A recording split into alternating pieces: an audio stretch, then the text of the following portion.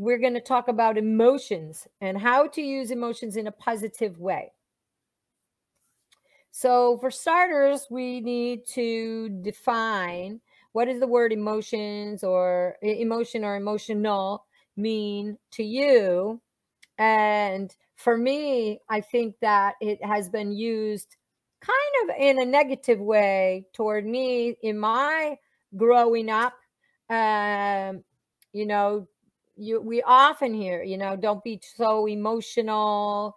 Don't be so overreactive.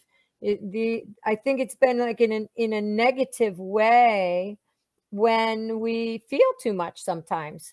So emotion, an instinctive state deriving from one's circumstances, mood, or relationships with others. So what the definition is saying is that our emotions are often based on the influence of people around us, circumstances, relationships with others. And it's an intuitive feeling as distinguished from knowledge or reason. And in that way, you might think that there's some negativity attached to it because we're not being reasonable. It's not about having knowledge about something. It might be related to our mood. So we want to, I think that having control over our emotions, being able to utilize them in a really positive way can benefit our writing, and just in general, life can be a lot more comfortable. The 12 basic emotions, and there's a lot more than this, but I think when we look at these 12, we can kind of put a lot of the other ones into one of these categories: adoration, amusement, anger, awe. I love that. Confusion, contempt, desire, disappointment, distress, fear, interest, sadness. Some common emotions that we feel daily: anger, anxious, belonging, blame, curious, disappointed, disgust, embarrassment, empathy, excited, fear, scared, frustrated, gratitude, grief, guilt, happy, humiliation, hurt, jealous, joy, judgment, lonely, love, overwhelmed, regret, sad, shame, surprised, worried. So the emotions in red, of course, are what we would call bad emotions. I don't think there's really anything bad, but they are the ones that we don't want to experience as often, of course.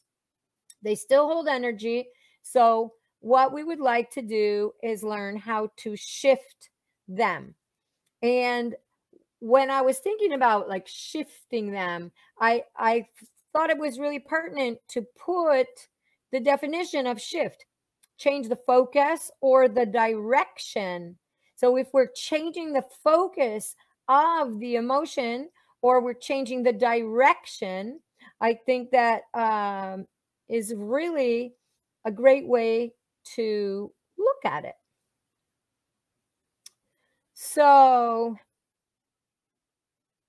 if we picked one of these, the first one of these, and of course you could apply it to any of these emotions if you want. What about being angry causes problems?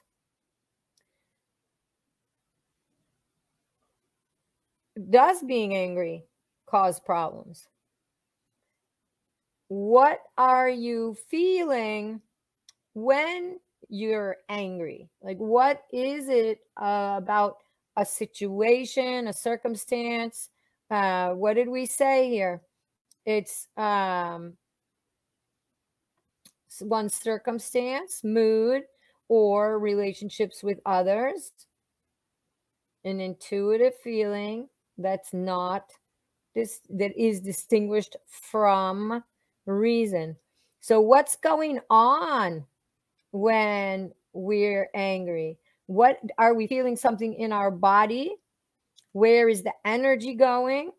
And what are you capable of accomplishing when you're angry? And I think that's a really big question. A lot of times we're capable of accomplishing problems. We are capable of creating damage. We are, it's possible that we can accomplish breaking a relationship, breaking trust, make a mess out of something that we've worked on really hard to create. And then if it's a relationship with our horse or with a friend, sometimes not having control of that emotion can do irreparable damage. So if we are angry, why would we want to shift or change the focus of this emotion? Do you have, do you want to just get rid of it altogether? Can you just say, I'm not going to be angry about this? I think that shifting it, changing the focus or changing the direction of that energy is going to be more possible than just not having anything, no feeling about it at all. So if we're angry, do you have energy? And the answer for me is like a really big yes. If I get angry about something, I'm just like bubbling with energy.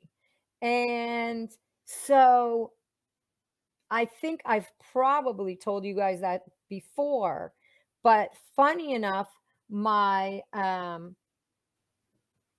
one of my trainers used to think that I would go to the horse shows and I was a little bit too passive and I wouldn't bring enough competitive spirit to the ring. And so he would choose to pick like kind of little fights with me in the warm up or before the show so that I would come to the ring with more energy. And I didn't really realize what was happening at the time. But later, I started thinking about it, and it became apparent to me that we can actually access energy that's similar to anger, but not being angry. But we can access energy because we want to. We can create a situation where we want to have that energy. He chose to do it that way because he didn't know any better. But it's just funny that I did ride better because I had my blood a little bit up, right? So do you have energy when you're bored or you're not interested in something? Of course you're not. You don't. When we're bored, it's because your energy gets down. When you're not interested, your energy gets down. When you're angry, your energy is up. Can you imagine really being angry about something you don't care about? Absolutely not. Like, why would you waste your energy on being angry about something that's not important to you? So, one, I'm really having fun with my technology today. Two, all right, so this should be it. All right. So what does that mean? It means you need to care to be angry, and caring can bring energy. So controlling the emotions will bring energy to what you are doing and create an ability to make change toward what you want to accomplish. So by figuring out how to shift that energy into something more positive, it's not going to take the energy away. You're still going to have it. And we can do something positive with it. Do something creative with it. Do something toward your goals with that energy. So, do you have a physical reaction to being angry? I definitely do. I think if I really snap, I think I can feel my blood boiling in my head.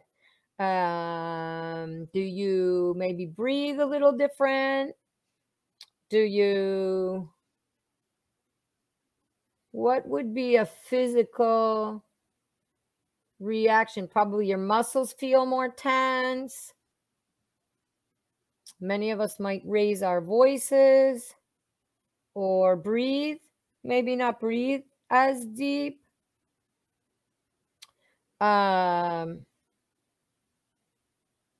What does it feel like in your body? And is it possible to recognize this feeling coming on before it is too late and shift it?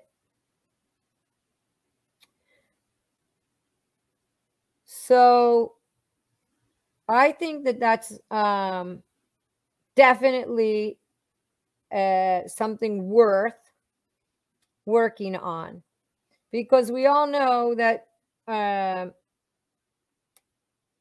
if we're trying to compete, there are many things that can get our emotions, especially when you have worked on something and worked at something, and then you're in a pressure situation and something happens that triggers you. You really want to take that energy and you want to do something positive with it. You don't want to cause a problem in a relationship, or a relationship. What about with the show management, or with a judge, or with your horse, or with your trainer, or something like this? So we want to recognize this feeling in our body, and then we want to try to shift it into a more positive emotion, a more positive act on things in a more, from a more positive place. So some ways you can shift it is what we've talked about a lot with the breath work. So we already, because we're trying to figure out how to find relaxation at horse shows and things like that, we should have already been practicing different ways of breathing that brings us into a presence of mind. So if we've already practicing that, then we could feel our body getting tensed, feel this anger bubbling up, and we could go into some of that box breathing or something like that. We could try to change the proximity of the problem. So if we're getting angry at somebody that's warming up in the warm-up ring, that's behaving badly, we could, remove ourselves to another part of the warm-up so that we don't have to have that going on right with us, maybe irritating our horse, or upsetting our horse. We could change the subject. So is it a conversation with somebody, or we could turn that conversation into a conversation that we're having with our horse? Can we just change the subject? Can we take a break? So if it is something that's happening with another person, can we just take a break from that? Or can we, if it's with our horse, can we just like walk on a long rein for a minute and then start again? And if it's with a person, or a teacher, a trainer, somebody work for, whatever, is it possible to get good at asking for a minute or to take a time out? Is it possible just to feel comfortable before the blood is boiling to say, I think I need a minute to to think about this, or I need to step out for a second. Or if it's somebody's not even aware that it's making you uncomfortable, can you excuse yourself for the bathroom, or, something like that for a minute, get your emotions a little bit under control, and then revisit the situation. I think when we're talking about it with horse shows, I've experienced things like being at really important qualifiers, for instance, and something might happen with the weather. Like we experienced that last weekend at the show, where they had to stop the show and put a break, for 45 minutes on the ring, or half an hour. And the riders that came back after the break were definitely not as composed as the riders that had been able to ride before the rain. And I think there were several reasons, but part of it can be that emotional stamina. I've been at qualifiers where they had to change it, and it was really something important for, I don't know if it was the Olympics or the World Equestrian Games, and they really had to change the times, and people had worked really hard, and it was one of the last qualifiers going toward this, and there was a lot of emotions being spewed at the show management and at all the people around. And I think that we understand when you've worked really hard at something and then something interferes with your ability to perform at your best, and it's an outside influence, and it's creating that situation that but by wasting your emotions on being angry about that, you're actually not utilizing your emotional energy toward being the best competitor that you could be. So in smaller ways, when we're at smaller shows or working toward things, learning how to do whatever we need to do in those moments, I completely identify with the people that were really upset, the riders that were really upset. I can completely get it. Why they had been working and working and riding, and months of preparation, and money spent on plans, and really wanting to go to, I think it was the World Equestrian Games. And then here it is, like one of their last qualifiers, and the weather dictated that they had to stop the show, and then they had to start again. And there was a lot of really bad feelings. And I have to say that the people did not come out and compete well after that all happened. And it doesn't mean maybe they would have done better or not if it hadn't happened. But definitely, if we work on this, it's something outside of riding, and then when we're riding. I'm not only talking about, losing your patience when you're actually riding your horse, because I think we're all getting pretty good at that. Of course, it happens. It can happen. But I think it's also other things outside influences that will break into our bubble while we're riding, and then affect how we ride. We're not actually angry maybe with our horse, but we're angry about something that's going on the outside, or something that happened to disturb your time at the show, or somebody outside of the ring that's disturbing your test, or something like that. And you allow your focus to get on that and start getting angry about that. And really, you need to shift that into being excited about how fun it is that you care so much about this. And then how can I be my best self in this moment and use this energy for something positive? And there's just so many places that we can do this. So some ways are going to breath work, change the proximity of the problem, change the subject, take a break, and we all need, I definitely need to learn this, get good at asking for a timeout or a minute to think about it. Don't let the time close in on you when you don't feel like your brain is open and working properly. An interesting thought that I just had while I was writing this is that our horses don't have they don't have the ability to ask for that timeout or to ask for that minute.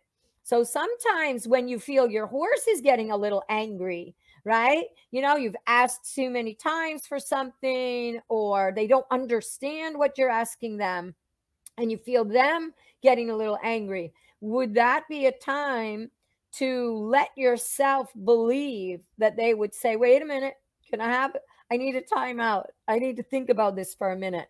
Do you mind if we take a little break? And it kind of makes me chuckle.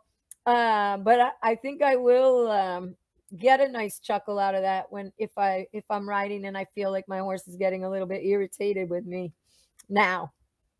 So, a fun thing is that creating a shift requires that you step back from being completely consumed by the emotion, gain some distance from it. You step back so you can get yourself a little bit away from it. The gap that is the gap that will set you free. So, it'll set you free from that feeling like you're out of control, that distance that you make from your problem, that distance that you're going to take yourself away from that feeling, that I what, how do you say it, that you're like in it, you just step out, you, okay, that can all stay there and I'm going to step aside mentally. And it's that gap, that stepping aside, that all of a sudden gives you freedom of time and breath and observation. And it makes you feel less controlled. Imagine you're studying an object you've never seen before and you want to figure it out. And so if you can be curious about, why is this making me so angry? Why do I have this bubbling up like fire feeling in my belly? And you step away and you observe it. And all of a sudden you're not in it. You're just looking at it. The anger is not you. So in all cases, the emotion is actually not you. It's separate from you. And the distance will help you react in a way that is more fluent with your values and your identity. So sometimes when we get overtaken with emotion, we do not react in a way that is fluent with who we want to be. When you relate in this new way, you can study it, inquire about it, and see what it is from a different point of view.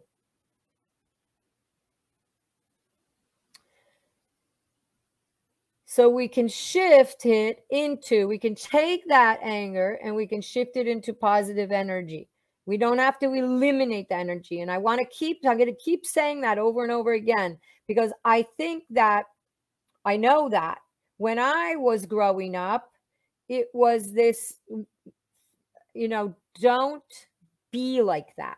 Don't get so angry. Why are you so emotional? And so you think of this energy as something bad, and then you either bury it, or it explodes out into something you don't want it to, or you feel bad about it. So I think the fun part comes when we learn that we can utilize that blood, utilize that energy. If you feel angry about something your horse is doing that would not be good for him to be doing at a horse show, can you shift that into be excited that you have something in your life that you care about so much, that's so meaningful for you. And can this turn into a responsibility to go out and solve the problem in an energetic but positive way instead of being destructive and tempered? So in that moment when you're getting frustrated that the flying change is not working, or the transition is not working, or something is coming up and you just can't get that done, can you get yourself away from the problem? Can you look down on the problem from a different way and then put the energy that you have into solving it? And there's so many ways that we can solve things. And if there wasn't an impending horse show test that's happening in 10 minutes or tomorrow or even next week, and all of a sudden nothing is working, you wouldn't have that high of an emotion about it, because that mistake could be laughed off when you didn't have something coming up that was really important.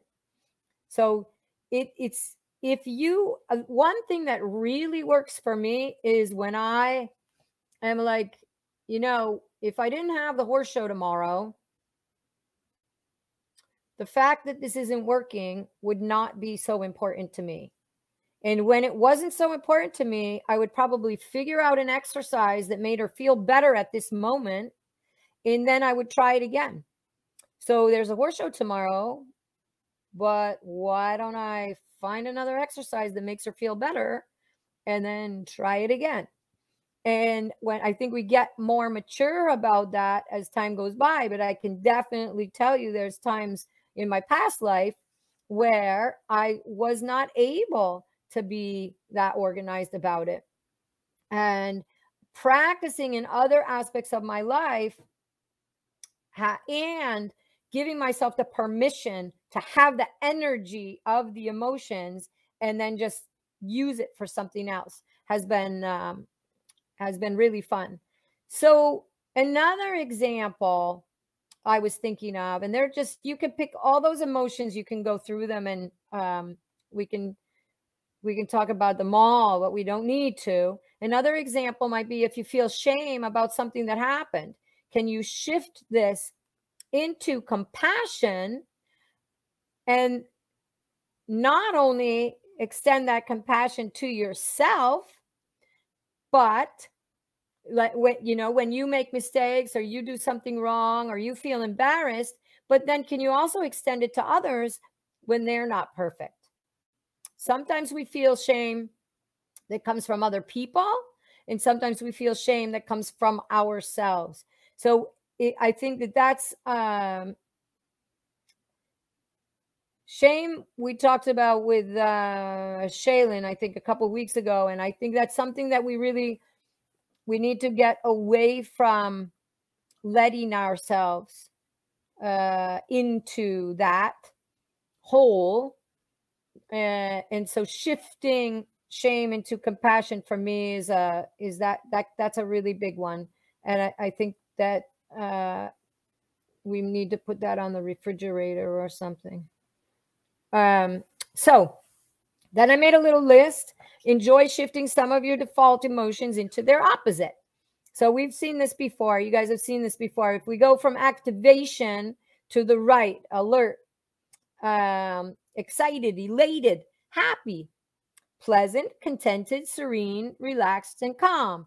And so this is up. This is contented, but energy coming down. And this is deactivated. Nothing's going on. Fatigued, bored, depressed, sad, unpleasant. Moving up into activation now, but in a negative way. Upset, stressed, nervous, tense. Okay? But if you go across, it's interesting how we could turn tense into being alert. You can watch deer eating in the field, and they're watching, but they're eating and they're happy and they're just doing their thing. They're not living in constant stress and tension.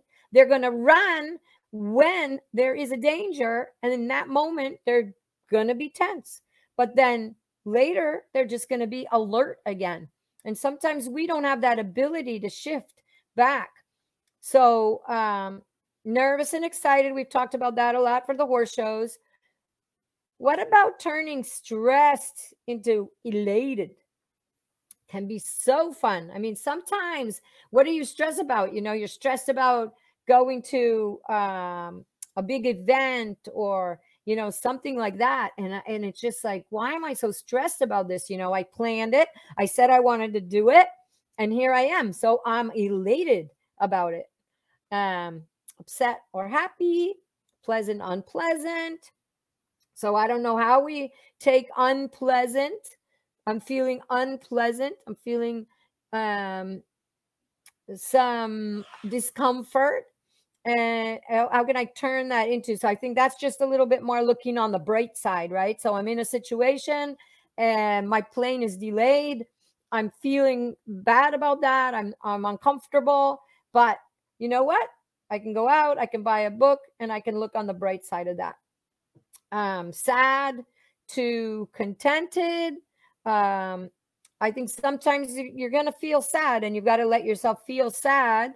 But it's going to be like weather. We're going to let these sad, depressed, fatigued, you're going to let it go through you like the weather. And then you're going to turn it into something more positive, something more healthy. But it is going to happen. It's going to happen. Of course, it's going to happen. So some positive ways to wrap your head into activation. Optimism, a willingness to make an effort and take a chance instead of assuming your efforts won't pay off. So that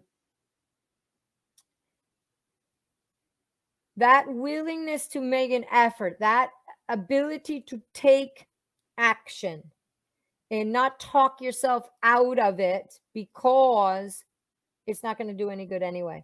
Some of us have that self-talk. It's not going to do any good anyway. So we need to shift that before it even turns into. We have to make a mantra of, just do it, right? Keep going.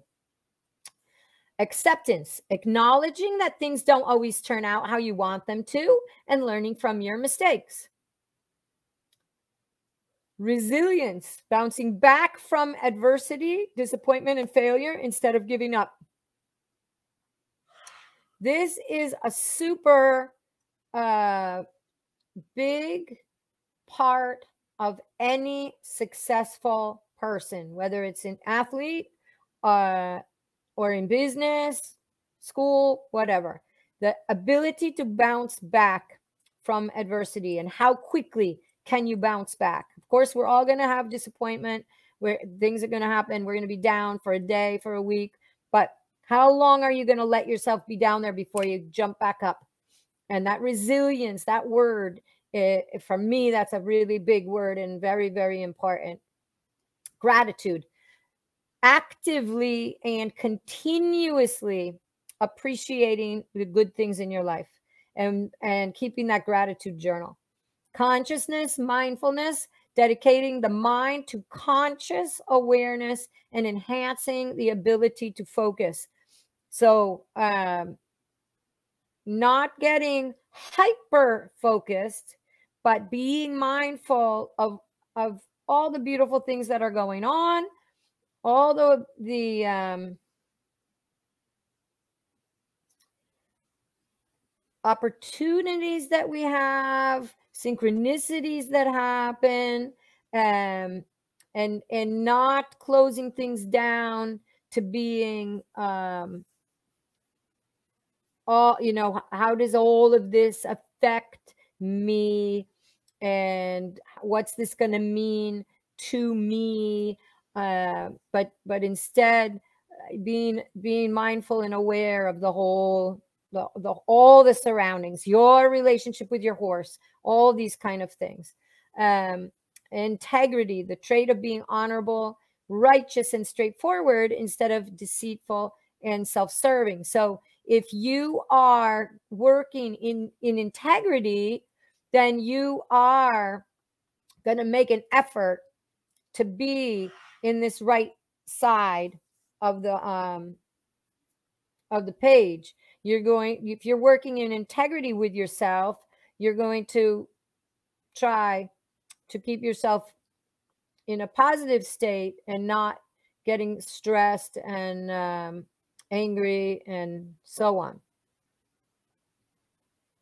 Some exercises that'll help you stay on this positive path. So keeping a gratitude journal, I think, is really, really helpful. Reframe your challenges as opportunities for growth. Reframe the challenges that you have, or when you feel like things are difficult, and think of it as an opportunity to better yourself, to grow. Remember your horse as a partner, not as a servant. Create a goal and remember the small steps. So sometimes we get overwhelmed and we can get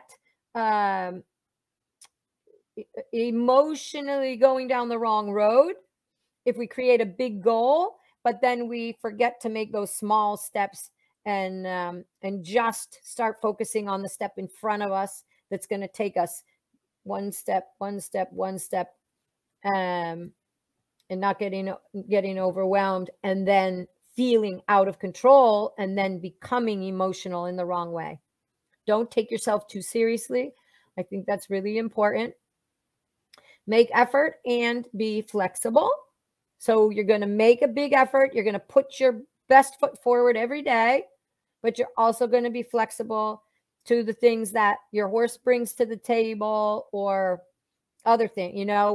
Sometimes we have weather, or we have, other things that we can't control. So we're going to always put our biggest effort in, but we're also going to be flexible about the things that we can't control. Get good at making mistakes. It means you are challenging yourself.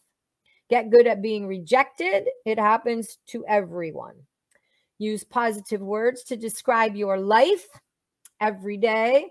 Don't talk about yourself like you're a problem, or, oh, that always happens to me, or these kind of things. Always try to use positive ways to describe what's happening in your life, what you're looking for in your life, and what you're going after. Positive. Replace have with get. So instead of saying like I have to go to work or I have to go to school, I get to go to work or I get to go to school. I mean, actually, crazy as it is, some kids don't get to go to school. And it is something that we are really lucky to have here. And then to have a job is also something that a lot of people don't have. So just think about replacing I have to do this with I get to do this, and it just changes the way everything is every day, every hour. It's crazy. I have to water the plants, and then it's like I get to water the plants, and I got to spend that time out there, with the birds and doing all that. It's so fun. But in the beginning, it's like, I got to get this done. Don't let yourself get dragged down into other people's complaints. And no judgment here, but sometimes you can jump on that bandwagon and get your emotions brought off track in a direction you don't want them to go by accident. I'm saying no judgment, but just try not to go there. You just how do I want to feel at this time? Who am I in this situation? I can be compassionate, but I don't need to go with them into that place. Breathe consciously, purposefully, and mindfully. Very big, very important, because the first thing we do when we start to get tense or angry or nervous is we stop breathing, and then the body feels bad. And when the body feels bad, then the mind is like, why does my body feel so bad? Breathe consciously, purposely, and mindfully.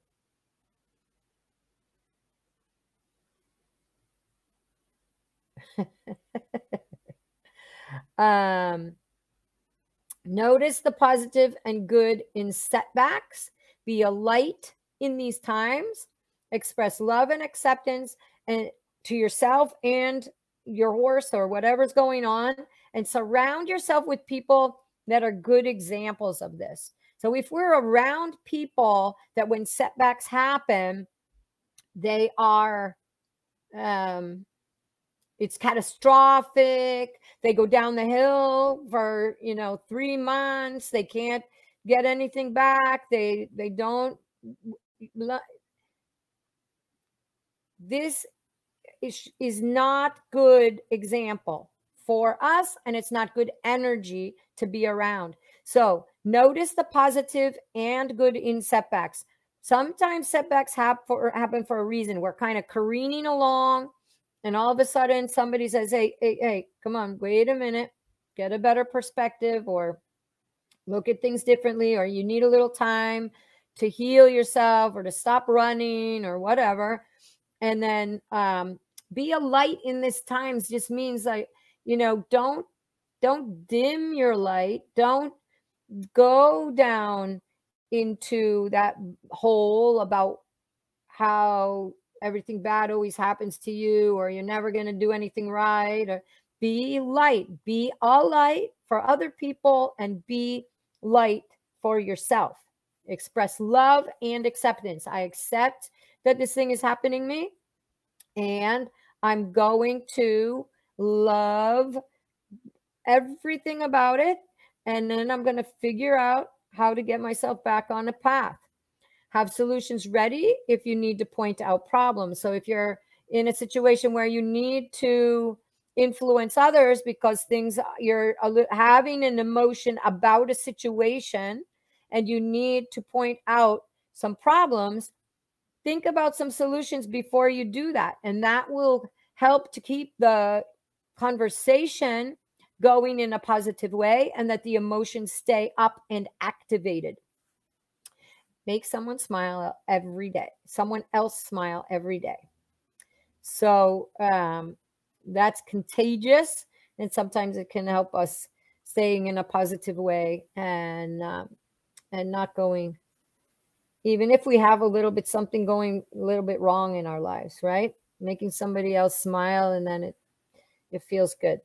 So does anybody have any questions or anything that they want to contribute to this? Olivia showed up. Okay, so I'm going to you sent me homework too, Olivia.